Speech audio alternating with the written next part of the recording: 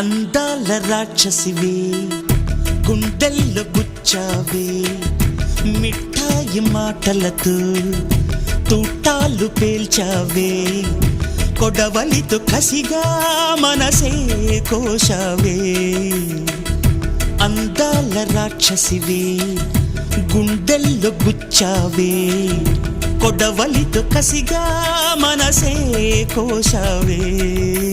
గట్టి మొక్కకు కోత తెలియున బాలకుమరినే కానా నీటి కొంగను చేప మింగున జరుగునా బయట పూసిన లోన కాసెడి శనగ తోటను